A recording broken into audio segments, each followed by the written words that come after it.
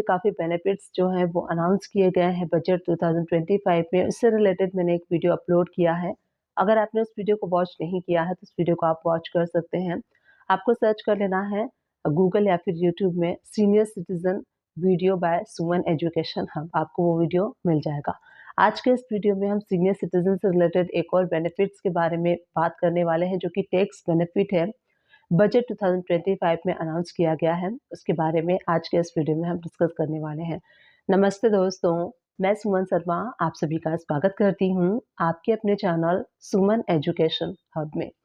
Budget 2025 जो है उसमें एक बड़ा अनाउंसमेंट था कि जिनकी इनकम 12 लाख तक है उनको जो टैक्स है वो पे नहीं करना पड़ेगा। 87A का रिबेट लेने के बाद हर किसी की इनकम नील हो जाएगी जिनकी इनकम अप टू 12 लाख है। इसमें चाहे वो सीनियर सिटीजन हो, इसमें हर किसी के लिए इक्वल रखा गया है। तो सीनियर सिटीजन हमारे माइंड में जब आता है ये वर्ड, तो हमारे माइंड में जो एज है वो आता है। ऐसा व्यक्ति जो 60 या फिर मोर देन 60 ईयर्स का है वो कहलाता है सीनियर सिटीजन। अब इनकम टैक्स एक्ट में अगर आप रूल पढ़ेंगे तो वहाँ पे सेक्शन एक है 194P, जो कि बताता है वहाँ पे जो सीनियर सिटीजन की एज है वो है 75 या फिर 75 से ज़्यादा अगर आपकी एज है तभी आप सीनियर सिटीजन कहलाएंगे। इस एक्ट के अकॉर्डिंग जो सेक्शन है 194P के अकॉर्डिंग उसमें लिखा हुआ है, आप चाहें तो रीड भी कर सकते हैं।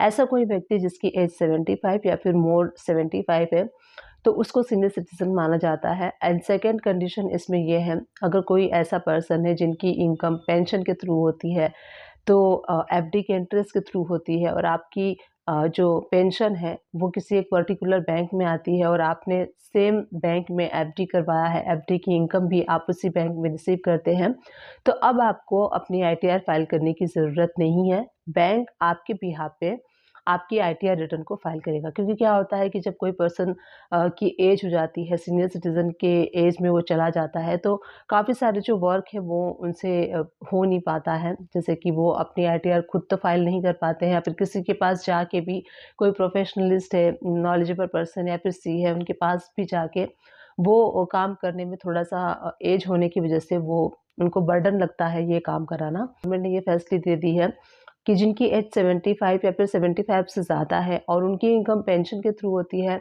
या फिर एफडी उन्होंने करवाया हुआ है और एफडी का इंटरेस्ट वो सेम एक ही बैंक में अगर आप रिसीव कर रहे हैं, तभी आपका जो बैंक है वो आपकी आईटीआर आपके बिहाफ पे करेगा, यानी कि इनकम टैक्स रिटर्न आपके बिहाफ पे करेगा। अगर मान लीजिए आपका जो पेंशन इनकम है वो किसी और बैंक में आता है, आपने एफडी किसी और बैंक में करवाई है, तो इससे बैंक कैसे कर पाएगा? इससे बैंक को बहुत प्रॉब्लम होगी। तो अलग-अलग बैंक में अगर आपका इनकम आता है तो ये नहीं पॉसिबल है। अगर एक ही बैंक में आपका जो है पेंशन इनकम आता है, एफडी का इंटरेस्ट आता है, तो बैंक को आपको डिक्लेरेशन देना है। आप बैंक को डिक्लेरेशन देंगे तो बैंक प्रॉपर्ली आपका जो टैक्स है, जो भी डिडक्शन मिलता है वो डिडक्शन देगा और स्लैब रेट के अकॉर्डिंग उसके ऊपर टैक्स कैलकुलेट करके एंड आपके बिहाफ पे बैंक जो है आपके आईटीआर रिटर्न को फाइल करेगा। बट मेक श्योर कि आपकी जो सारी इनकम है एक पर्टिकुलर बैंक में ही होनी चाहिए।